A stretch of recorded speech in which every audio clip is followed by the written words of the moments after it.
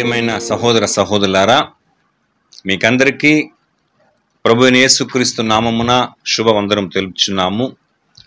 ప్రియులారా, గడిచిన కాలం మనము మత్తయి సువార్త 5వ అధ్యాయంలో కొండ మీద ప్రసంగంలో మన ప్రభువైన యేసుక్రీస్తుల వారు మాట్లాడిన ప్రతి ఒక్క ముఖ్యమైన అంశమును గురించి మనం ధ్యానం చేసుకున్నాం. మరి 4 వచనం వరకు మనం ధ్యానం చేసుకున్నాం. అందులో 2 విషయాలను మనము 2 సార్లు చూసుకున్నాం. ఆత్మ విషయమై దీనులైన వారు ధన్యులు, పరలోక రాజ్యం వారిది. దుఃఖపడు వారు ధన్యులు, వారు ఓదార్చబడుదురు అని మనం చూసుకున్నాం ప్రియులారా. సో ఈరోజు కూడా మనం 3వ విషయముగా మత్తయి సువార్త 5వ అధ్యాయము 5వ వచనం ఒకసారి చదువుకొని దాని గురించి కూడా మనము ఈరోజు ధ్యానం చేసుకుందాం. మత్తయి సువార్త 5వ అధ్యాయము 5వ వచనం. సాత్వికులు ధన్యులు, వారు భూలోకమును స్వతంత్రించుకొందురు. ఎంతో చక్కటి ఒక మాట. సాత్వికులు ధన్యులు, వారు భూలోకమును స్వతంత్రించుకుందురు. ప్రియులారా, ఈ సాత్వికం అన్నది ఒక అందమైన, ఒక గొప్ప సౌందర్యమైనటువంటి గుణం అని కూడా మనము గ్రహించుకోవాలి ప్రియులారా. ఎందుకంటే ఇది యేసుక్రీస్తుని యొక్క క్యారెక్టర్ను బయలుపరిచేటువంటి ఒక టాపిక్, ఒక బోధ అని కూడా మనము చెప్పొచ్చు ప్రియులారా. యాక్చువల్లీ ఈ సాత్వికం అన్నది ఎవరిలో ఉంటుందంటే, మనం మునుపు 2 చూసుకున్నాం చూడండి. ఆత్మ విషయమై ఎవరైతే దీనులైన వారుగా ఉంటారో, ఆత్మీయ ఎదుగుదల విషయంలో, దేవుని విషయంలో, ప్రభువు విషయంలో, పిలుపు విషయంలో, ఆత్మ ఫలముల విషయంలో, ఆత్మ వరమును ఉపయోగించేటువంటి విషయంలో, తన సొంత రక్షణ విషయంలో, ఇతరుల యొక్క రక్షణకు సంబంధించినటువంటి విషయంలో నేను వాడబడలేకపోతున్నానే అని ఎవరైతే తమ స్థితిని తాను గ్రహించి దుఃఖపడుతూ ఉంటారో, అలాంటి వాళ్ళు, అనగా ఒక్క మాటతో చెప్పాలంటే ఆ 2 విషయాలను గురించి పరిశీలించి, తమ యొక్క స్థితిగతును పరిశీలించి గ్రహించి తెలుసుకున్నటువంటి వాడే 3వదిగా సాత్వికుడుగా ఉండేదానికి ఒక అర్హుడని కూడా మనం చెప్పొచ్చు ప్రియులారా. యాక్చువల్లీ ఈ మౌంటైన్ స్పీచ్ అంటే ఈ కొండ మీద ప్రసంగం యావత్తు కూడా మనం గమనించినప్పుడు ఇది మనల్ని గురించి మనము పరిశీలించి తెలుసుకునేదానికి ఒక ముఖ్యమైన పాఠం అని కూడా మనము గ్రహించాలి ప్రియులారా. దేవాది దేవుడు ఏమంటే తన ప్రియ కుమారుని మూలంగా చెప్పాడు కదా కొన్ని గుణ లక్షణాలు. అందులో మనం ఇప్పుడు చూసేది సాత్వికము. ఇప్పుడు ఈ సాత్వికులు ఎలాగా ఉంటారో తెలుసా ప్రియులారా? మన తండ్రి అయిన యెహోవా దేవుడు కానీ, మన ప్రభువైన యేసుక్రీస్తు కానీ ఈ ఆత్మీయమైనటువంటి పయనములో ఏమండి అలాగా మరి వారిని అనుసరించినటువంటి భక్తులు, ప్రవక్తలు, బోధకులు, శిష్యులు, అపోస్తులు, సో వీళ్ళ మూలముగా మనకు తెలిసినటువంటి ప్రతి వాక్యమును బట్టి నడువుము అంటే ఆ రీతిగా నడవడము, లేదా నిలువుము అంటే ఆ యొక్క స్థితిలో నిలవడము, మాట్లాడడము అంటే వారు ఏమైతే మాట్లాడమని చెప్పినారో ఆ రీతిగా మాట్లాడడము, వెళ్ళుము అంటే వెళ్ళడము, రమ్ము అంటే రావడము, తర్వాత కూర్చోవడం అంటే కూర్చోవడము, ఇక్కడ ఉండకూడదు నువ్వు లేచి వెళ్ళిపో అంటే లేవడం. సో ఈ రీతిగా దేవుడు, యేసుక్రీస్తు, బైబిల్లో ఉన్నటువంటి బోధకులు చెప్పినటువంటి విధముగా చేసేటువంటి గుణమే సాత్వికము, సాత్వికులు అని మనము చెప్పొచ్చు ప్రియులారా. ఎలాగంటే ఇప్పుడు మనలో చాలా మంది లోకములో ఏదో ఒక పని చేసుకుంటూ మన కుటుంబాన్ని నడుపుకునేటువంటి వారం, అంటే ఏదో ఒక పని చేసేటువంటి వారం. అలాంటప్పుడు లోకములో యజమానుడు చెప్పేటువంటి ప్రతి విషయములో ఎలాగైతే మనము లోబడి ఉంటామో ప్రియులారా, ఆ రీతిగానే దేవుని యందు లోబడేటువంటి వాడే సాత్వికుడు అని మనము గమనించాల. నేను చెప్పడమేమో చాలా ఈజీగా చెప్పాను, కానీ ఇవన్నీ పాటించేది ఎంత గొప్ప విషయం తెలుసా? ఎందుకంటే కీర్తన గ్రంథం మొదటేదో మనకు తెలుసు, దుష్టుల ఆలోచన చెప్పున నడువక అంటే ఆ ప్రకారం నడవకూడదు. పాపుల మార్గమున నిలువక అంటే అక్కడ నిలవకూడదు. అపహాసకులు కూర్చుండక అంటే నిలువక, నడువక, కూర్చుండక అంటే అలాగనే ఉండాలా, వాడే సాత్వికుడు. మరి ఎక్కడ కూర్చోమన్నాడు? యెహోవా ధర్మశాస్త్రం ఆనందించచ్చు. ఓకేనా? సో ఇలాంటి విధముగా చెయ్యవద్దు అని చెప్పిన వాటిని చెయ్యకుండా ఖచ్చితంగా చెయ్యము అని చెప్పిన వాటిని ఖచ్చితంగా చేసేటువంటి ఒక క్యారెక్టర్ కలిగిన వాడు ఎవడంటే సాత్వికుడు అని మనం గుర్తించాలి ప్రియులారా. ఇప్పుడు ఇది మనం దేవుని యొద్దను కనుపరిచేటువంటి వారముగా కలిగినటువంటి వారం ఉండాలా. అదే విధంగా మన చుట్టూ ఉన్న మనుషుల యొద్ద కూడా ఈ సాత్వికమును మనం ఏం చేయాలండి, కనుపరిచేటువంటి వారముగా ఉండాలి. చూడండి, సాత్వికం అంటే సంపూర్ణముగా దేవునికి పూర్తిగా లోబడేదాన్ని సాత్వికం చెప్పొచ్చు. దీనికి డెడ్ ఆపోజిట్ ఏమంటే అవిధేయత, దేవునికి ఎదురాడుట అని కూడా మనము ఏమండి ఆపోజిట్ క్యారెక్టర్ గురించి కూడా మనం చెప్పుకోవచ్చు ప్రియులారా. యాక్చువల్లీ ఈ సాత్వికము అని అంటేనే మనం బాగా మైండ్లో పెట్టుకోవాల్సింది ఏమంటే కంప్లీట్గా తన్ను తాను దేవునికి సరెండర్ అవ్వడం. కంప్లీట్గా తమను తాము దేవునికి ఎలాగా చెప్పండి, ఒక మాటలో ఒక బానిసలాగా లోబడడం అనేది మనం గమనించాలి ప్రియులారా. దీని గురించి ఆల్రెడీ ఎవరైతే సాత్వికంగా దేవునికి ముఖ్యంగా తను తాను ఎవరైతే కంప్లీట్గా సరెండర్ అవుతారో, దేవునికి తను తాను ఎవరైతే ఆయన మాటకు లోబడుతూ ఉంటారో అలాంటి వారిని కొందరు గురించి చూస్తే ఎంత సంతోషం ఉందో తెలుసా అండి. అరే ఇలాగంతా కూడా మన జీవితాలు ఉందా లేదా అని చూడాలండి.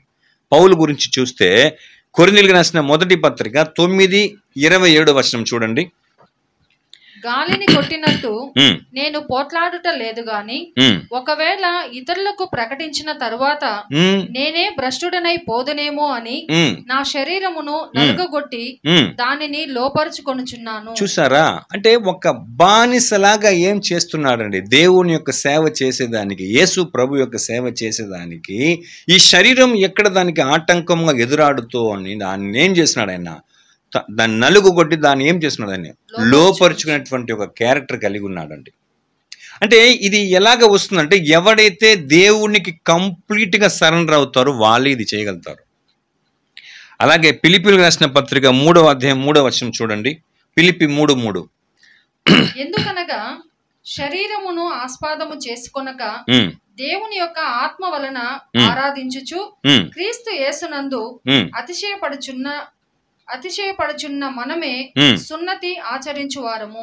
ఇంకోసారి చదువు దాన్ని. ఫిలిప్పీలు 3:3 ఎందుకనగా శరీరమును ఆస్పాదము చేసుకొనక దేవుని యొక్క ఆత్మ వలన ఆరాధించుచు. ఇప్పుడు శరీరమును ఆస్పాదం చేసుకుంటే శరీరమునకు లోబడేటువంటి వాళ్ళు కాదు వీళ్ళు. ఎందుకంటే వీళ్ళు దేవునికి సంపూర్ణంగా తను తాను లోపరుచుకునేటువంటి వారు. ఎందుకంటే శరీరము మనల్ని ఏం చేస్తుందండి, అది పాపములోనికి నడిపిస్తుంది. కాబట్టి దాన్ని కంప్లీట్గా మన కంట్రోల్లో తీసుకొచ్చేటువంటి కెపాసిటీ ఉన్నవాడు ఎవరు తెలుసా, దేవునికి సంపూర్ణ విధేయత కలిగినటువంటి సాత్వికుడని మనం చెప్పొచ్చు ప్రియులారా. యాక్చువల్లీ ప్రతి దాన్ని కూడా మనం కంట్రోల్ తీసుకొచ్చుకోవాలా. ఫర్ ఎగ్జాంపుల్ మనకున్నటువంటి డబ్బు, ఆ డబ్బు చేత కొందరు ఎంత అహంకారులుగా దాని వశమును వీలు పడతారో తెలుసా. ఒకటి చెప్తాను చూడండి, డబ్బు సడన్గా వచ్చి సడన్గా ఉన్నట్టుకుండి డబ్బు వస్తువులు వగైరా వగైరా వాటిని అనుభవించేటువంటి వారిలో మార్పును మనం చూస్తే చాలా ఘోరంగా ఉంది ప్రియులారా. ఎందుకో తెలుసా, అది వాళ్ళని కంట్రోల్ చేస్తూ ఉంది. దానివల్ల అలాంటి వారిలో ఇలాంటి ఒక సాత్వికమైన గుణం కనబడదండి. ఓకేనా.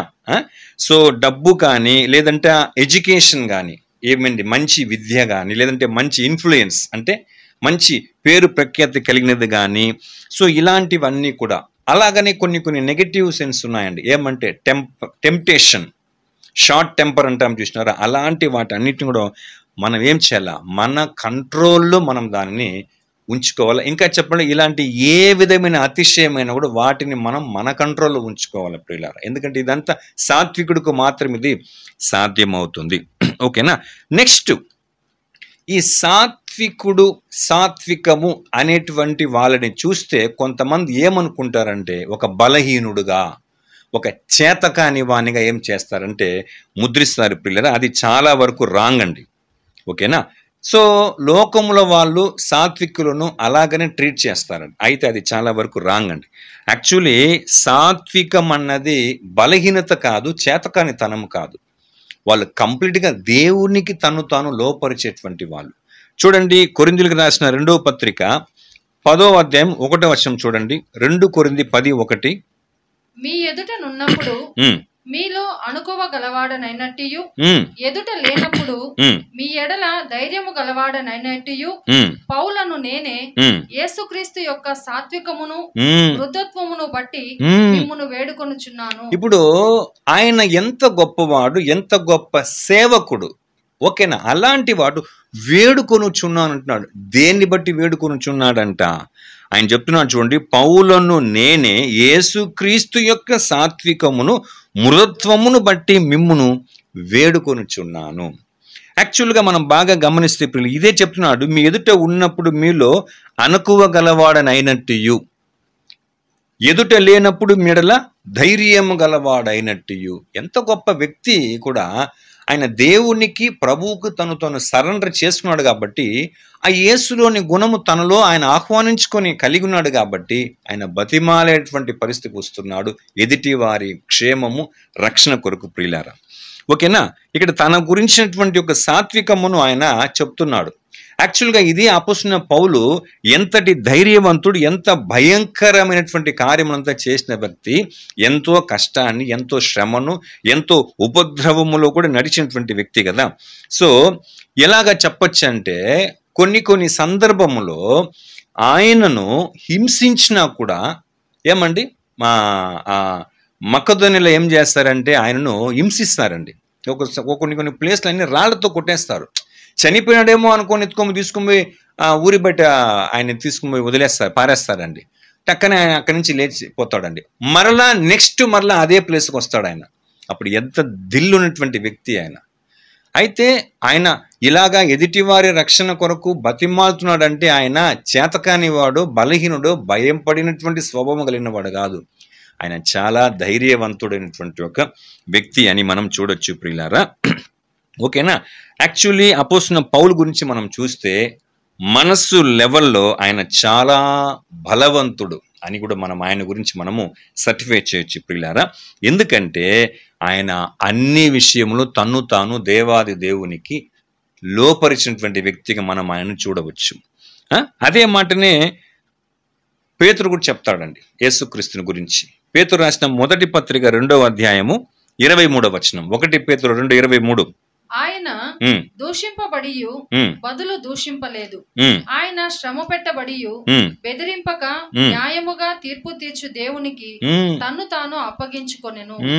చూసారా ఎంత గొప్ప వ్యక్తి అండి ఆయన. ఇక్కడ చూస్తే ఆయన ఏమి చేసుకోలేని పరిస్థితులు ఉన్నట్టుగా మనం చూస్తున్నాం. ఏమంటే ఆయన దూషింపబడి బదులు దూషింపలేదు, శ్రమ పెట్టబడి బెదిరింపక న్యాయముగా తీర్పు తీర్చే దేవునికి ఏం చేశాడంట? తన్ను తానే కంప్లీట్ గా దేవునికి ఆయన సరెండర్ చేస్తున్నాడు యేసు ప్రభుల వారు.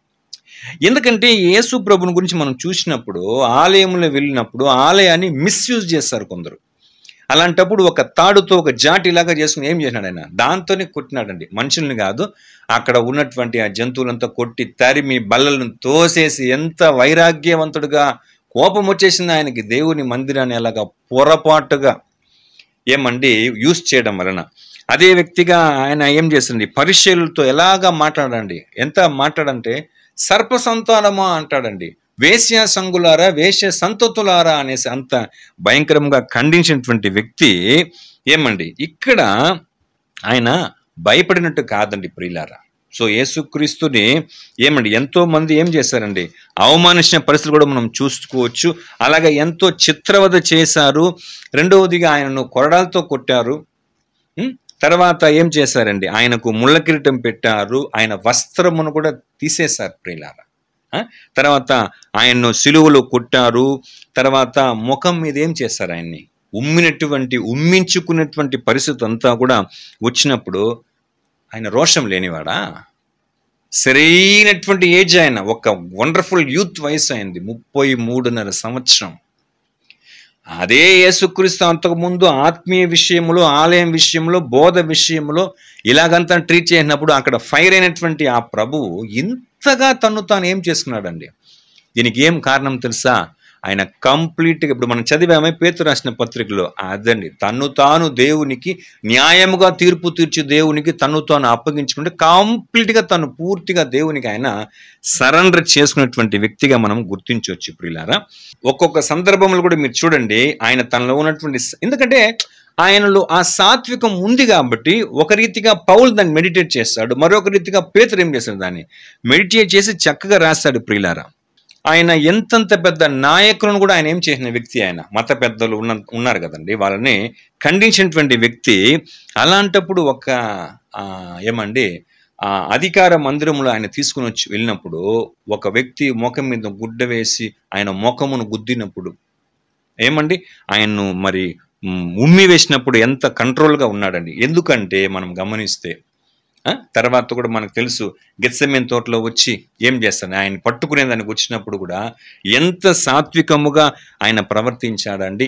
ఆ మల్కుస్ ఆ వ్యక్తి దగ్గర కూడా పేతురు చెవి నరికేస్తాడు, అప్పుడు ఎంత సాత్వికంగా.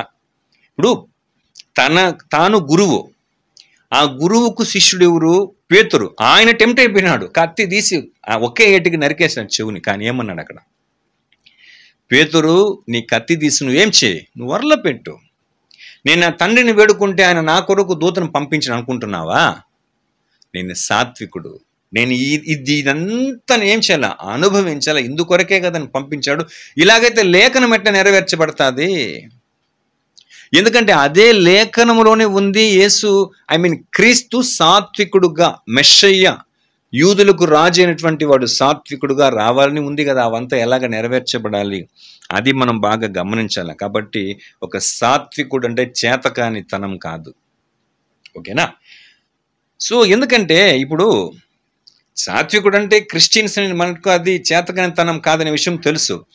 అయితే చాలా సందర్భం మనం ఏం చేయలేము, సాత్వికం మనం కలిగి ఉండలేకపోతున్నాం. ఏమండి, యాక్చువల్లీ మనము అబ్రహామును గురించి మనం గమనించినప్పుడు 13వ అధ్యాయంలో ఆయనకు సర్వ హక్కు ఉంది, కానీ ఆయన ఏం చేత తన సహోదరుని, తన తమ్ముని కుమారునితో, లోతుతో ఒక చాయిస్ ఇస్తాడు.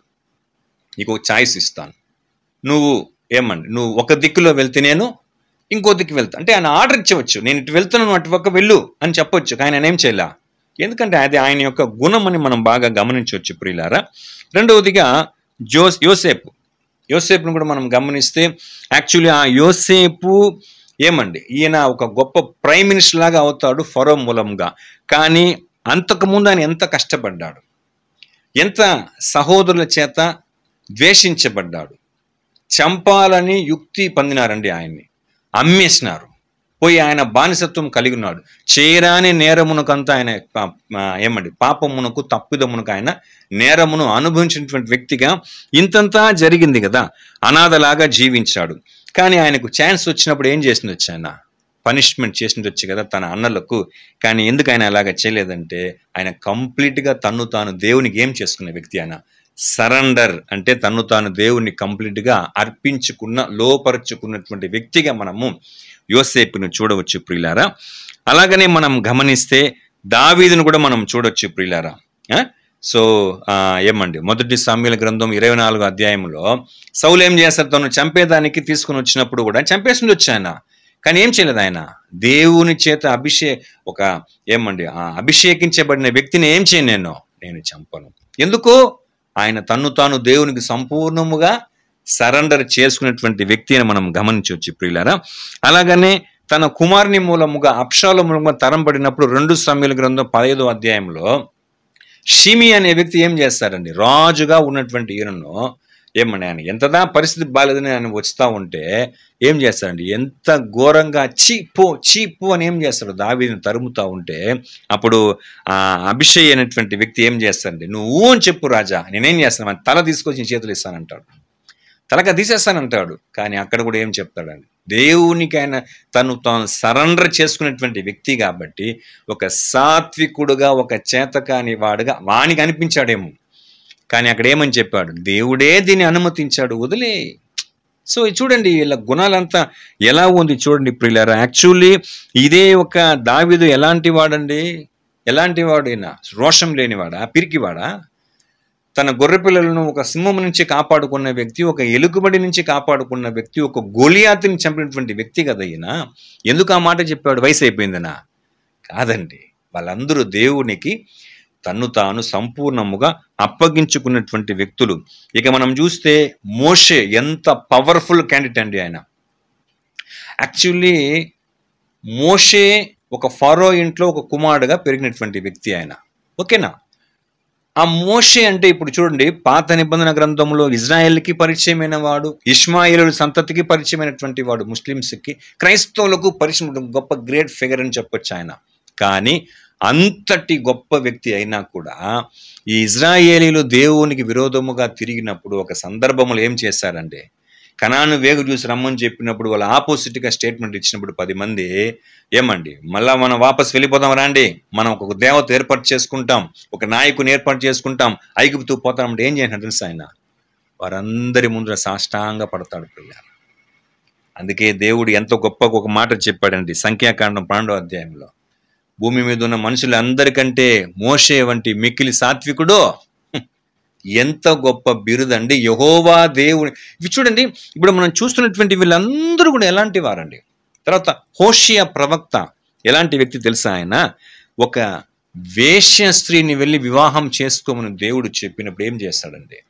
అలాగే చేసుకున్నాడు. వేశ్య దగ్గర పోయి ఉన్న ఏం పోతారండి? అలాంటి వ్యక్తి అయినా వేశ్యను దేవుడు వివాహం చేసుకోమంటే వివాహమే చేసుకున్నాడు ప్రియులారా. సో ఇదంతా దేనికంటే ఇజ్రాయేలీయుల యొక్క జీవిత విధానాన్ని వాళ్ళకు తెలియపరిచేదాని కొరకు దేవుడు చేయమని చెప్తే అలాగే చేసినటువంటి వ్యక్తి. సో దీనికి ఏమని కారణం ఉండొచ్చండి? మనమంతా చేయగలుగుతామండి ఇలాంటివన్నీ. ఏమండి కారణం? కంప్లీట్గా దేవుని యొక్క వాక్కుకు, దేవుని యొక్క మాటకు, దేవుని యొక్క చిత్తానికి తను తాను సంపూర్ణముగా సరెండర్ చేసుకున్న వ్యక్తి. తర్వాత ఒక వ్యక్తి దిగంబరిగా ఉన్నాడు కదండి ఎంత కాలముగా. ఒక ప్రవక్త ఎవరండి? యెషయా ప్రవక్త దిగంబరిగా ఉన్నాడు. చూడండి, ఇవన్నీ మనం చేయగలుగుతామా అండి ప్రియులారా? అర్ధనగ్నంగా కూడా మనం ఉండగలుగుతామా ప్రియులారా? కానీ వాళ్ళు చూడండి దిగంబరిగా ఉండడం ఎంత, ఇవంతా ఈ ఒక్కటే కారణం. ఏమండి రీజన్? దేవాది దేవునికి తను తాను పూర్తిగా సరెండర్ చేసుకున్నటువంటి, లోపరుచుకున్నటువంటి వ్యక్తులు ప్రియులారా. ఓకేనా? సో మనము ఏదన్నా మనల్ని ఎవరన్నా తిట్టేస్తేనే వాడిని ఏదన్నా బదులుకు తిట్టాలా, అరవాలా, ఏదన్నా చేయాలనుకుంటున్నాం మనం. కానీ ఇక్కడ మనం చూసినప్పుడు వీళ్ళందరూ కూడా ఏం చేశారండి? తనలోని సాత్వికమును ఏం చేశారండి? ఓవైపు దేవునికి, మరి వైపు ఎవరి మధ్య నిరూపించమన్నాడు వాళ్ళ మధ్య కూడా వాళ్ళు నిరూపించిన వ్యక్తులుగా ఉన్నారు ప్రియుల. సో మనం కూడా అలాగనే దేవునికి, ప్రజల మధ్య సాత్వికం ఏం చేయాలి? మనం ఏం చేయాలా? మనము చూపించాలి ప్రియులారా. ఓకేనా? ఇది యాక్చువల్గా ముఖ్యంగా మనం పాటించాల్సింది మన కుటుంబంలో పాటించాలా, మన క్రైస్తవ సంఘములు కూడా ఏం చేయాలి? మనం దాన్ని పాటించాలా. ఓకేనా? సో కొన్ని సందర్భంలో మనము మాట్లాడవచ్చు కానీ మాట్లాడకూడదు. ఓకేనా? ఎందుకంటే మన సాత్వికాన్ని మనం ఏం చేయాలి? అలాంటి సందర్భంలో మనం దానిని మనము చూపించే విధంగా ఉండాలి ప్రియులారా. ఓకేనా? ఈ గుణమంతా కూడా ఏమి అని మనం చూస్తే, మనం పరలోకానికి వెళ్ళేదానికి ఇవన్నీ ఎలాంటివండి? ఒక్కొక్క మెట్లు, ఒక్కొక్క స్టెప్స్ అని మనము గుర్తించాలి ప్రియులు. ఇప్పుడు అదే నేను లాస్ట్ కూడా మనం చూసుకున్నాం, దుఃఖపడు వారు దండ్రులు ఓదార్చుంటే. సో ఇవన్నీ ఇప్పుడు కింద అంతస్తు నుంచి ఒకడు పై అంతస్తుకు వెళ్ళాలంటే అన్ని స్టెప్స్ దాటుకుంటూ ఎక్కుతూ పోతేనే వెళ్ళగలుగుతాడు. పోకుండా అనుకుంటేనే వెళ్ళిపోలేడు కదా. అలాగే ఈ క్యారెక్టర్లన్నీ కలిగి ఉన్నటువంటి వాడు ఎక్కడికి పోగలుగుతాడండి? పరలోకానికి వెళ్ళగలుగుతాడనే విషయం మనం బాగా గమనించాలా. సో ముఖ్యంగా ఈ సాత్విక మన గుణం ఏమవుతుందంటే మన యొక్క ఆత్మీయ స్థితిని ఏం చేస్తుందండి? చూపిస్తుంది. నాణ్యతను ఏం చేస్తుందండి? ఆత్మీయ జీవితంలోని మన నాణ్యతను ఇది ఈ సాత్వికం అన్నది చూపిస్తుంది ప్రియులారా. ఓకేనా? నెక్స్ట్ ఈ యొక్క సాత్వికము ఏమవుతుందంటే ఏమండి చాలా క్యారెక్టర్స్ కూడా అది బయలుపరుస్తుందండి. ఏమి అని మనం చూస్తే సంఘములో ఏమండి సాత్వికులైనటువంటి వారు ఏం చేస్తారంటే ఎదుటి వారి యొక్క మంచి స్థితిని, మంచి స్థితిగతిని, మంచి స్థానాన్ని చూసి వీళ్ళు కూడా ఏమవుతారండి? సంతోషిస్తారు. బాగా ఎదుగుతున్నాడబ్బా అని ఏం చేస్తారండి? సంతోషిస్తారు. లేదంటే ఎంకరేజ్ చేస్తారు. ఖచ్చితంగా వాళ్ళ మీద ఏం చేయరండి? ద్వేషము, అసూయ అనేది వాళ్ళు ఏమాత్రము కలిగి ఉండరు. సో ఏమండి, ఇదంతా వాళ్ళ టాలెంట్, దేవుడు ఇచ్చినటువంటి తలాంతు, వరము అని వాళ్ళు దాని గురించినటువంటి గొప్పగా చెప్పి ఎంకరేజ్ చేసే వాళ్ళుగా ఉంటారు. ఎవరు? ఇవన్నీ జరగాలంటే మనలో ఏముండాలి? ఖచ్చితంగా సాత్వికమైనటువంటి యొక్క ఏమండి గుణం ఉండాలా. ఇది నిజంగా దేవుడు వాళ్ళకి ఇచ్చిన గిఫ్ట్ అండి అని మనం ఏం చేయాలి? వాళ్ళని భుజం తట్టి బాగా వాళ్ళని ఎంకరేజ్ చేయాలి ప్రియులారా. ఓకేనా? సో ఇలా ఇదంతా ఉన్నప్పుడే ఇది యాక్చువల్లీ ఈ గుణం అన్నది మనకు ఒకవేళ ఉండిందనుకోండి, ఒకవేళ కదా ఖచ్చితంగా ఉండిందనుకోండి, నిజంగా అది మనకు ఒక హైలీ రెస్పెక్ట్ను మనకు కలిగిస్తుందండి. ఉన్నతమైనటువంటి ఒక మర్యాదను, ఒక మతింపును, ఒక గౌరవాన్ని ఏం చేస్తుందండి ఈ యొక్క సాత్వికం మనకు కలిగిస్తుంది ప్రియులారా. ఓకేనా? సో ఇంకా ఇలాంటి సాత్వికం ఎవరికైతే ఉంటుందో ఇమ్మీడియట్గా కోపపడరు వాళ్ళు. అంటారు కదా, ముక్కు మీద కోపం అంటారు, షార్ట్ టెంపర్ అంటారు. సో ఫేస్లో ఒక సీరియస్నెస్, లేదంటే ఆ ఫేస్లోని ఎదుటి వాళ్ళను ఏమంటారండి సునాయాసంగా చూసేది, తృణీకరించేటువంటి విధంగా చూసేది, నెగ్లిజెన్స్ చేసేది. సో ఇలాంటి ఏది కూడా చేయరు. వాళ్ళ ముఖ భావములు, హావాభావం కూడా ఏం చేయరండి, వాటిని వాళ్ళు చూపించరు ప్రతి ఒక్క మూమెంట్లో కూడా. ఓకేనా? ఎందుకు అని మనం చూస్తే ఇది మన ప్రభువైన యేసులో ఉన్నదాన్ని మనం కలిగి ఉండాలనే భారం కలిగిన వాడు ఇన్ని విషయాలు మెయింటైన్ చేసుకోగలుగుతాడు. ఎంత బాగా చూడండి యేసుక్రీస్తు గురించి ఫిలిప్పీయులకు రాసిన పత్రిక 2వ అధ్యాయము 6-7 వచనాలు. ఆయన దేవుని స్వరూపము కలిగిన వాడై ఉండి దేవునితో సమానంగా ఉండుట విడిచిపెట్టకూడని భాగ్యమని ఎంచుకొనలేదు గాని మనుషుల పోలికగా పుట్టి దాసుని స్వరూపమును ధరించుకొని తన్ను తానే రిక్తునిగా చేసుకొనెను. ఇప్పుడు ఇది యేసు పరలోకం నుంచి దిగి ఇక్కడికి రావడమే పెద్ద సాత్వికము, ఇక్కడ వచ్చి జీవించడమే పెద్ద సాత్వికము. ఆయన ఎన్నుకున్నటువంటి మరణ విధానమును గురించి చూస్తే అదే పెద్ద సాత్వికం ప్రియులారా. కానీ అదే రకంగా పరలోకం నుంచి దిగి వచ్చినటువంటి ఇంకొకడు ఉన్నాడు కదా, లూసిఫర్ అనేటువంటి వాడు ఎలాంటి వాడు? కంప్లీట్గా దేవునికి విరోధంగా ఎదురాడేటువంటి వ్యక్తిగా, అంటే దేవునికి ఏమండి ఆపోజిట్గా మారినటువంటి వ్యక్తిగా ఏమండి మనం వాడిని చూడొచ్చు ప్రియులారా. సో యేసుక్రీస్తుకు ఆయన ఎంత హంబుల్ పర్సన్, ఎంత తన్ను తాను తగ్గించుకున్నటువంటి వ్యక్తి అని మనం చూసినప్పుడు ఏమండి చిన్న పిల్లలను ఆయన దగ్గరకు తీసుకొచ్చినప్పుడు దాన్ని ఆటంకపరిచినటువంటి వాళ్ళని ఏం చేస్తారని గర్దించి, వద్దు ఏం చేయనా బిడ్డలు నా దగ్గరికి తీసుకొని రండి అని చెప్పాడు ప్రియులారా. ఓకేనా? సో ఆయన ఎలా ట్రీట్ చేస్తాడంటే, ఒక తల్లి తన బిడ్డ దగ్గర ఎంత ఆప్యాయతగా ఉంటుందో అలాగా ట్రీట్ చేస్తాడు మన ప్రభువుని యేసుక్రీస్తు ఆ రోజుల్లో శరీరంలో ఆయన ఉన్నప్పుడు ప్రియులారా. ఓకేనా? కొందరు ఏం చేస్తారంటే ఇతరులతో మాట్లాడేటప్పుడు, వ్యవహరించేటప్పుడు ఏం చేస్తారంటే ఎక్కువగా కోపంతోనూ షార్ట్ టెంపర్తో మాట్లాడేస్తుంది, లేదంటే సడన్గా తిట్టేస్తుంది, ముందు వెనక ఏ మాత్రం ఆలోచన చేయకుండా మన యొక్క విధమైనటువంటి ప్రవర్తన తీరు అనేది ఎదుటి వ్యక్తి యొక్క మనసును ఏం చేస్తుంది అనేదంతా ఏం చేయండి ఆలోచన చేయకుండా చిన్న భిన్నంగా మాట్లాడేస్తారు ప్రియులారా. సో అదంతా ఎలాంటి క్యారెక్టర్ అంటే వాళ్ళు ఏం లేదు, మనకు సాత్వికం లేదు అని మనం బాగా గమనించవచ్చు. నెక్స్ట్ సాత్వికం లేనివాడు చాలా మైనస్ పాయింట్ ఉంటుంది వాడి దగ్గర. ఎదుటి వాని యొక్క క్షీణ దశను ఏం చేస్తాడు వాడు కోరుకుంటాడు. తర్వాత ఈ సాత్వికం లేకపోతే అది ఎలా ఉంటాడంటే ఎదుటి వారి మీద కక్ష సాధింపు చేసేది, ఎట్లా వాడిని పగ తీర్చుకోవాలా అనేటువంటి విధముగా చూస్తాడు. ఒక్క మాటలు చెప్పాలంటే ఏమండి ఇలాగంతా ఈ రీతిగా అంతా ప్రవర్తించేటువంటి వ్యక్తి, నేను చెప్పాను కదా ఇప్పుడు ముక్కోపి, షార్ట్ టెంపరు, తర్వాత సడన్గా తిట్టేది, మునుపు వెనకాల ముందు వెనక ఏం ఆలోచన చేయకుండా మాట్లాడేసేది. సో ఎదుటి వారిని కక్ష తీర్చుకునేది, వాని పతనాన్ని కోరుకునేది, వారిని అవమానించేటువంటి విధముగా ఒకటి వీడిన వాడిని అవమానపరచాలి, లేదంటే అనేకుల దగ్గర వాడిని అవమానపడలేక చూడాలా. సో ఇలాంటి గుణాలంతా ఎవరంటే సాత్వికమే లేనటువంటి వాళ్ళు. యాక్చువల్లీ ఇలాంటి గుణం అంతా క్రిస్టియన్ అనేటువంటి డిక్షనరీలో లేనటువంటి ఒక క్యారెక్టర్ ప్రియులారా. ఇప్పుడు మనలో సాత్వికం అనేది ఉంటే ఇలాంటివన్నీ మన లైఫ్లో ఖచ్చితంగా ఉండదనే విషయం మనం బాగా గమనించాలా. యాక్చువల్లీ చూడండి, ఒక సాత్వికము అన్నది మనలో ఉందనుకోండి, దానికి ఎన్నో క్యారెక్టర్ తోడవుతూ ఉంటుంది. ఫర్ ఎగ్జాంపుల్ హంబుల్నెస్ అంటే తను తాను బాగా తగ్గించుకునే విధానము, జెంటిల్నెస్, దీర్ఘశాంతంగా ఉండేటువంటి విధానము, తర్వాత పేషెన్స్ అంటే చాలా ఓర్పు కలిగి ఉండడము, తర్వాత క్షమించేటువంటి గుణం కలిగి ఉండడము, తర్వాత చాలును అనేటువంటి తృప్తి కలిగేది. ఇవన్నీ అంటే ఒక్క సాత్వికం ఉంటే దీనిలో చాలా ముడిపడుతూ పోతూ ఉంటుంది. ఒకవేళ సాత్వికం లేకుండా ఆపోజిట్ క్యారెక్టర్ ఉండిందనుకోండి, ఏముంటుంది తెలుసా? చూడండి, హంబుల్నెస్కి బదులు ఎలా ఉంటుంది తెలుసా? ప్రైడ్. అంటే తగ్గించుకునే స్వభావమునకు విరోధముగా ఏమొస్తుందంటే గర్వముగా, డంబముగా ప్రవర్తించేది. శాంతమునకు బదులు కఠినంగా ఉండేది, ఓర్పుకు బదులు కోపం వచ్చేది, క్షమాపణకు బదులు కసి తీర్చుకునేది, తర్వాత చాలు అనేటువంటి సంతృప్తికి బదులుగా అసంతృప్తి, ఎంత దొరికినా కూడా దాంట్లో సంతృప్తి చెందనటువంటి క్యారెక్టర్ అంతా కూడా ఉంటుంది. ఒక్క సాత్వికం అన్నది మనలో లేదంటే పిల్లల.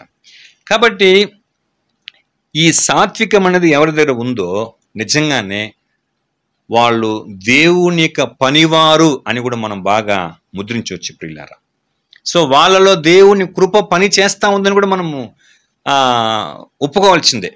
ఒక వ్యక్తి దగ్గర సాత్వికం ఉందంటే ఖచ్చితంగా వాడు దేవుని కృపను యూజ్ చేసుకుంటున్నాడు. చూడండి, యాకోబు రాసిన పత్రిక 1వ అధ్యాయం 21వ వచనము. అందుచేత సమస్త కల్మషమును విర్రవీగుచున్న దుష్టత్వమును మాని లోపల నాటబడి మీ ఆత్మలను రక్షించుటకు శక్తిగల వాక్యమును సాత్వికముతో అంగీకరించుడి. చూసారా, ఇప్పుడు ఒక్కనిలో సాత్వికం ఉంటే వాడు ఎలాంటి వాడంటే ప్రియులారా, మన ఆత్మలను అంటే చూడండి, లోపల నాటబడి మన ఆత్మలను రక్షించుటకు శక్తిగల వాక్యం ఏం చేస్తారండి? అప్పుడు సాత్వికం లేని వాడి దగ్గర చూడండి, మీరు ఎంత వెళ్ళి ట్రూత్ వెళ్ళి మీరు విట్నెస్ చేసినప్పుడు వాడు ఏం చేయడు? అంగీకరించడు. కారణం వాడిలో సాత్వికమే లేదని మనం గుర్తించాలి ప్రియులారా. ఓకేనా? 1 పేతురు 3వ అధ్యాయం 4వ వచనం చదవండి. సాధువైనట్టియు మృదువైనట్టియునైన గుణమును అక్షయ అలంకారము గల మీ హృదయపు అంతరంగ స్వభావము మీకు అలంకారముగా ఉండవలెను. అది దేవుని దృష్టికి మిగుల విలువగలది. చూసారా పిల్లారా, ఇది యాక్చువల్ గా ఎవరి గురించి చెప్పేదండి? ఇది స్త్రీల గురించి చెప్పే విషయం అదే. కానీ మనం బాగా గమనించాలా అంటే స్త్రీల గురించి ఉంది, కానీ అది ఒట్టి స్త్రీలకు మాత్రమే పరిమితం కాదు, అది అందరూ కూడా కలిగి ఉండాలి. ముఖ్యంగా సాత్వికము అనేటువంటి గుణం ఎలాంటిదంటే దేవునికే విలువ కలిగదంట. చూడండి, సాధువైనట్టు మృదువైనట్టు గుణమును అక్షయ అలంకారము గల మీ హృదయపు అలంకార అంతరంగ స్వభావము మీకు అలంకారం ఉండవలను, అది దేవుని దృష్టికి మిగులా విలువగలది. అది చూడండి, ఇదంతా నిజంగానే మనలో ఖచ్చితంగా మనము కలిగి ఉండవలసి మెయింటైన్ చేయవలసినటువంటి గుణాలు ప్రియులారా. ఇంకొక మాట చూడండి, ఈ మాట ఈ ప్రపంచంలో ఏ ఒక్క మనిషి కూడా పలుకలేని మాట, ఎవ్వరు కూడా పలుకలేని మాట ఒకే ఒక వ్యక్తి మాత్రం పలికాడండి. ఎవరో తెలుసా? మత్తయి సువార్త 11వ అధ్యాయము 28, 29 వచనం. యేసు మాత్రమే పలికిన మాట, ఈ లోకంలో ఎవ్వరు కూడా పలుకని మాట.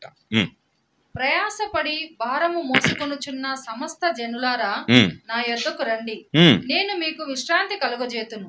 నేను సాత్వికుడను దీన మనస్సు గలవాడను గనుక మీ మీద నా కాడి ఎత్తుకొని నా యొద్ద నేర్చుకొనుడి, అప్పుడు మీ ప్రాణములకు విశ్రాంతి దొరుకును. చాలుమ్మా, చూడు, నేను సాత్వికుడును దీన మనస్సు గలవాడు. ఈ మాట ప్రపంచంలో ఏ ఒక్కడు కూడా చెప్పే సత్తా లేదండి.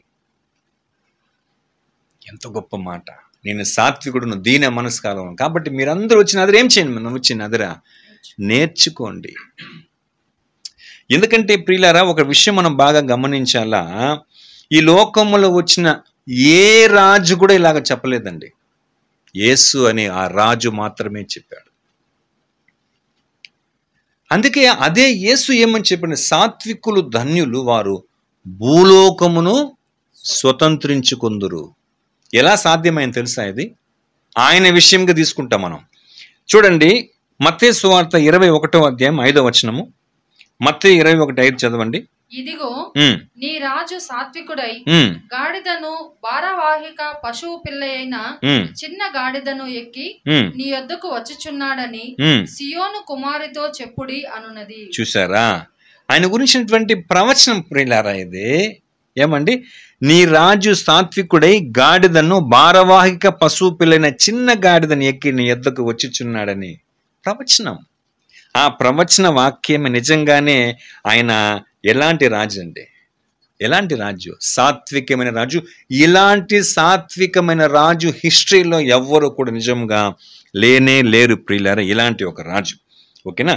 అదే రీతిగా మనం కూడా మన ప్రభు అయిన యేసుక్రీస్తు కలిగి ఉన్నటువంటి ఆ సాత్వికమైన మనసుతో మనం దేవునికి ఏమండి మనము సమర్పణ చేసుకుంటే, సరెండర్ అయితే, పూర్తిగా మనల్ని మనం లోపరుచుకుంటే నిజముగా ఏమండి ప్రియులారా, దానికి మించినటువంటి ఒక ఆత్మీయమైన బహుమానం ఇంకా మనకు ఏం కావాలి ప్రియులారా.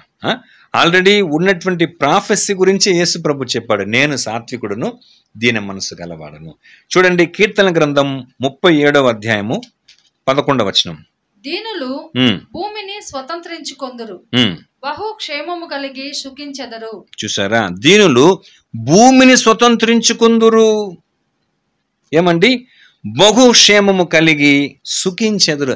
ఇదే మాటను ఏం చేస్తారండి యేసుక్రీస్తు, సాత్వికులు ధన్యులు వారు భూలోకమును స్వతంత్రించుకుందురు అని యేసు. యాక్చువల్గా ఈ మాట చదివి చెప్పింది దావీదు కీర్తన. ఆ మాటని యేసు ప్రభు ఏం చేస్తారండి చక్కగా ఆయన చెప్తున్నాడు ప్రియులారా. యాక్చువల్ దావీదు ఒక సోల్జర్, ఓకేనా. సో ఎందుకు దావీదు ఒక ఐ మీన్ ఫస్ట్ ఆయన ఒక సోల్జర్గా ఉన్నాడు, ఒక సైనికుడుగా ఉన్నాడు, తర్వాత ఒక రాజుగా అయినాడు. ఆయన ఎందుకొరకు ఏమండి ఈ మాటను చెప్తున్నాడు అని మనం చూస్తే, ఆయన రాబోయే కాలమును గురించి ఏం చేస్తాడు, ఆయన ఒక ప్రాఫెసీగా ఒక ప్రవచనంగా చెప్పాడు ప్రియులారా. తర్వాత 9-10 వచనాలు అదే అధ్యాయం. కీడు చేయువారు నిర్మూలమగుదురు, యెహోవా కొరకు కనిపెట్టుకొనువారు దేశమును స్వతంత్రించుకొందురు. ఇక కొంతకాలమునకు భక్తిహీనులు లేకపోవుదురు, వారి స్థలమును జాగ్రత్తగా పరిశీలించినను వారు కనబడకపోవుదురు. చూసారా, ఆయన అనుభవంతో చెప్తున్న మాట ఇవ్వండి. ఏమంట, కీడు చేయువారు నిర్మూలమగుదురు, యెహోవా కొరకు కనిపెట్టుకుని వారు దేశమును స్వతంత్రించుకుంటారు. నేను ఇంతకుముందు చెప్పాను కదా, సాత్వికుడుగా ఉంటే వాళ్ళ అన్ని ప్లస్ పాయింట్, ఒక్కొక్కటి మల్టిపుల్ క్యారెక్టర్ అండి, మంచి మంచి గుణాలు యాడ్ అవుతూ ఉంటుంది. కానీ సాత్వికం లేనివాడు వాడు నాశనం ఏది కాకుండా ఎదుటి వారి నాశనాన్ని కోరేటువంటి వాడు. సో అలాంటి వాళ్ళు కీడు చేయువారు నిర్మూలమగుదురు, యెహోవా కొరకు కనిపెట్టుకుని వారు దేశం స్వతంత్రించుకుందురు.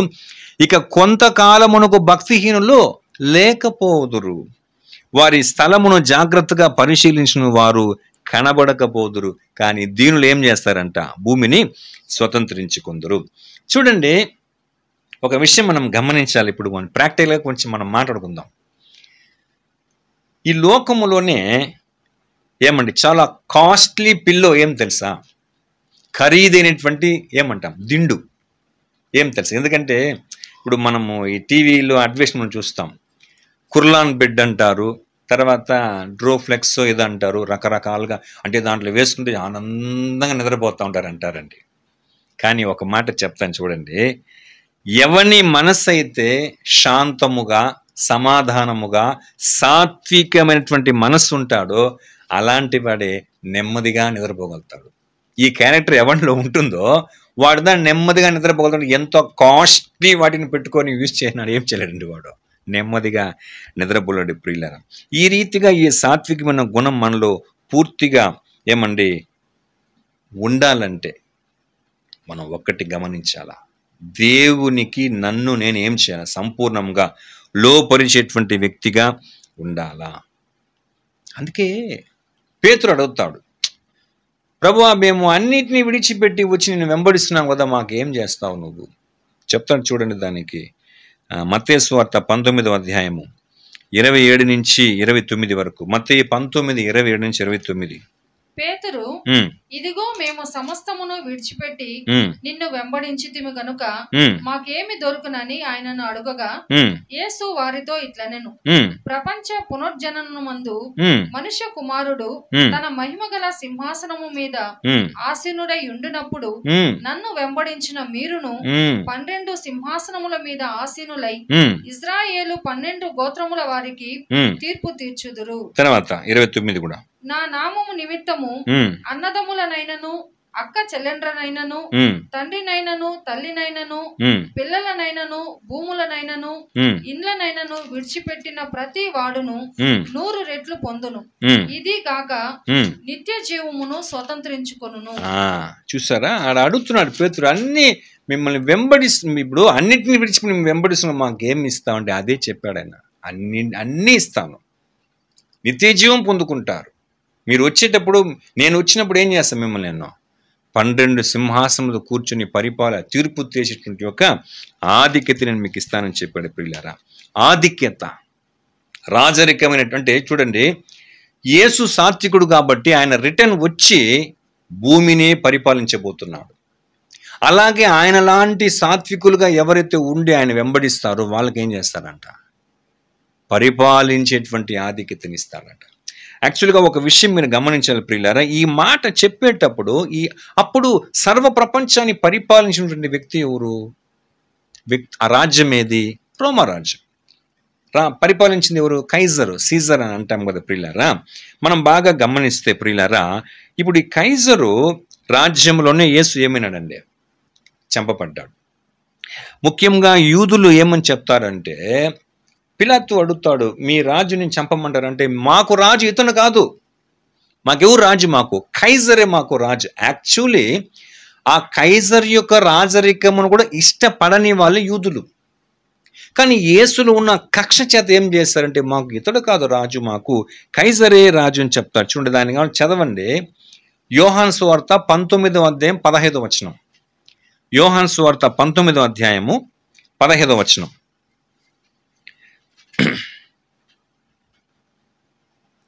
మరియు పిలాతు యూదుల రాజైన నజరేయుడగు యేసు అను పై విలాసము వ్రాయించి సిలువ మీద పెట్టించెను.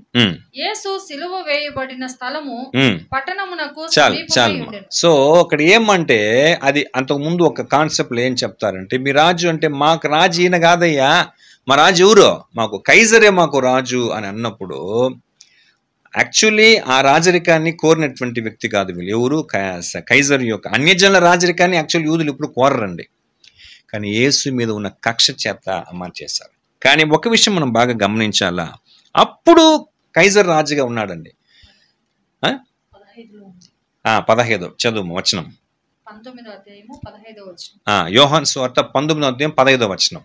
అందుకు వారు, ఇతనిని సంహరించుము సంహరించుము, సిలువ వేయుము అని కేకలు వేసిరి. పిలాతు, మీ రాజును సిలువ వేయుదునా అని వారిని అడుగగా, ప్రధాన యాజకులు, కైసరు తప్ప మాకు వేరొక రాజు లేడనిరి. చూసారా, మాకు కైసరు తప్ప వేరొక రాజు లేడని చెప్పేస్తారు. ఇప్పుడు బాగా గమనించండి, అప్పుడు రోమా ప్రభుత్వం ఉంది, కైజరు ఉన్నాడు, వాని సైన్యం ఉంది, వాని గుర్రపు రౌతులంతా ఉన్నారు ప్రియులారా, బలాఢ్యులంతా. అయితే ఒకటి గమనించండి, ఆ కైజర్ ఇప్పుడు ఉన్నాడా? ఆ రోమా రాజ్యం ఇప్పుడు ఉందా? ఆ సైనికులు ఇప్పుడు ఉన్నారా? ఆ అధికార బలాధిక్యం ఇప్పుడు ఉందా? కానీ యేసు ఉన్నాడు. చూసారా, వీళ్ళు యేసుక్రీస్తు సాత్వికుడుగా ఉండుట చేత ఆయన తృణీకరించారు. ఓకేనా? ఎందుకంటే ఆయన అది వచ్చి చెయ్యాలా, ఆయన వచ్చి మరణించాలా. కానీ వీళ్ళు కైజర్ని ఇష్టపడని వాళ్ళు వీళ్ళు. కానీ మాకు రాజు ఇతను కాదు, మాకు రాజు కైజరే అన్నారు. ఒకటి మనం ఈ విషయంలో మనం ఏం గుర్తించాలంటే, ఏమండి, ఇప్పుడైతే కైజర్ లేదు, ఆయన రాజ్యం లేదు, ఆయన మిలిటరీ లేదు, ఏమి కూడా లేదు ప్రియులారా. కానీ యేసు సాత్వికుడు కాబట్టి దేవుడు ఏం చెప్పాడు? కీర్తనల గ్రంథం 2వ అధ్యాయం, భూమి నీకు సొత్తుగా ఇస్తాను, జనములు నీకు స్వాస్థ్యంగా ఇస్తానని చెప్పాడు. ఎందుకు? ఇప్పుడు మనం 4 ప్రపంచ సామ్రాజ్యం చూసాం, మనం బైబిలోన్ చూసాం, మీడియో పర్షియా చూసాం, గ్రీక్ చూసాం, తర్వాత రోమా ప్రభుత్వం చూసాం. అన్నీ ఇప్పుడు ఉందండి? ఒకరిని ఒకడు తన్నాడు, ఒకరిని ఒకడు జయించాడు, ఒకరిని ఒకడు తరిమాడు, ఆఖరికి లాస్ట్ రోమా ప్రభుత్వం కూడా లేదండి. అయితే బాగా గమనించండి, యాక్చువల్గా ఆ నెబుకద్నెజరు చూసినటువంటి ఆ కళలో ఏముందండి, ఆ 4 లోహములు గల ప్రతిమను చేతి సహాయం లేకుండా ఒక రాయి వచ్చి ఏం చేసింది, కొట్టి పీస్ చేసేసినట్టు. దాని అర్థం ఏమండి? ఇక్కడంతా చూడండి, ఇది దర్శనమే, ఇది ప్రవచనాలే. కానీ ఎందుకు యేసు మాత్రమే ఈ భూమిలో దేవుని రాజ్యాన్ని స్థాపించగలిగినాడు? ఆయనలో ఉన్న సాత్వికము. అందరూ ఆయన తృణీకరించారు, కానీ ఆయనే రాజ్య స్థాపకుడు. కారణం ఆయనలో ఉన్న సాత్వికమని మనం బాగా గమనించాలి. అదే అండి, అది ఎలాగా దాన్ని ఆయన స్వతంత్రించుకున్నాడు? తనలో ఉన్నటువంటి సాత్వికము ద్వారా. ఇప్పుడు కీర్తనకారుడు దావీదు 37వ అధ్యాయంలో చెప్పాడు ఏమని, భూమి ఏమండి, సాత్వికులు ఏం చేస్తారంట, భూమిని స్వతంత్రించుకుంటారని చెప్పాడు. అదే మాట యేసుక్రీస్తు వచ్చి మత్తయి 5:5 చెప్పాడు, సాత్వికులు ధన్యులు, వారు భూలోకమును స్వతంత్రించుకుందురు. ఎందుకంటే దీని కెపాసిటీ, ఈ యొక్క సాత్వికమైన గుణము ఉంటే దాని యొక్క ఏం చెప్పాలంటే ఫలితం ఎంతటి స్వాస్థ్యాన్ని, ఎంతటి ఆశీర్వాదాన్ని స్వతంత్రించుకున్నటువంటి పరిస్థితికి మనం తీసుకొని పోతాం. చూసినారా? మహా వాళ్ళే ఆయా కాలంలో వచ్చి అడ్రస్ లేకుండా వెళ్ళిపోయినారు ప్రియులారా. ఒక్క సాత్వికమైన గుణం యేసులో ఎంతంత అదే చెప్పాడు, నేను సాత్వికుడును, దీన మనసు గలవాడును. మీరు వచ్చి ఏం చేయని అదరికి వచ్చి మీరు నేర్చుకొని చెప్పాడు ప్రియులారా. కాబట్టి ఏమండి, ఇక్కడ ఇదంతా ఈ కొండ మీద ప్రసంగంలో ఆ సీక్వెన్స్గా యేసు ప్రభు చెప్పేది ఏమంటే, ఒకటి ఉంటేనే ఒకటి వస్తుంది. ఆత్మ విషయమే దీనిన వాడే ఆ ఆత్మీయ జీవితంలో తన స్థితిని గురించి ఏం చేసేవాడుగా ఉంటాడు, దుఃఖపడేవాడుగా ఉంటాడు. అలా దుఃఖపడి సరి చేసుకునేటువంటి వాణిలో ఖచ్చితంగా ఏముంటుందండి, సాత్వికం. సాత్వికులు ధన్యులు, వారు భూలోకమును స్వతంత్రించుకుందరు. కాబట్టి ఈ యొక్క సాత్వికం అనేది మనలో ఉంటే అది భయంకరమైనటువంటి బలం ప్రియులారా మనలో. అది మనం గుర్తించాలి. చూడండి, యెషయా గ్రంథం 30వ అధ్యాయం 15వ వచనం. యెషయా 30:15. ప్రభువును ఇశ్రాయేలు యొక్క పరిశుద్ధ దేవుడునగు యెహోవా ఇలాగు సెలవిచ్చుచున్నాడు, మీరు మరలి వచ్చి ఊరకుండుట వలన రక్షింపబడెదరు, మీరు ఊరకుండి నమ్ముకొనుట వలన మీకు బలము కలుగును. ఊరకుండి నమ్ముట వలన. ఇప్పుడు మనం బాగా గమనిస్తే లోకములో ఏమండి, మాట్లాడి లేదంటే పోరాడితేనే ఎలాంటి వారుగా ఉంటారంటే బలమైనటువంటి వాళ్ళుగా అవుతారని ఒక నిర్ణయానికి వస్తారు పిల్లరా. కానీ మన తండ్రి అయిన యెహోవా దేవుని యొక్క విషయంలో కానీ, మన ప్రభు అయిన యేసుక్రీస్తు యొక్క విషయంలో కానీ ఏమండి, మనము ప్రశాంతమైన నెమ్మదితో కూడినటువంటి సాత్వికము కలిగి ఉండేదే మనకు ఒక పెద్ద బలం అని ఏం చేయాలి, మనం బాగా గుర్తించాలి ప్రియులారా. సో మనకు ఈ యొక్క సాత్వికమునకు సంబంధించిన పరీక్ష ఎక్కడ మనకు నిరూపించబడతా తెలుసా? ఏమండి, ఫస్ట్ ఆఫ్ ఆల్ మన సొంత ఇంట్లో, మన చుట్టుపక్కల పరిశీలన ప్రాంతంలో పరీక్షలు జరుగుతూ ఉంటాయి, మన సంఘంలో జరుగుతాయి, ఈ యొక్క సమాజంలో జరుగుతాయి.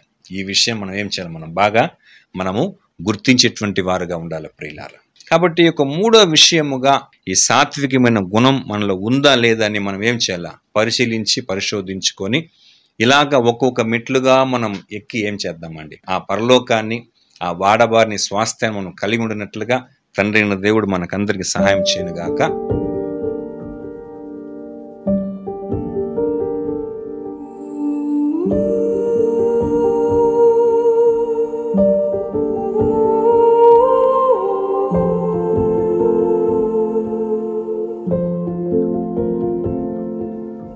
Ooh.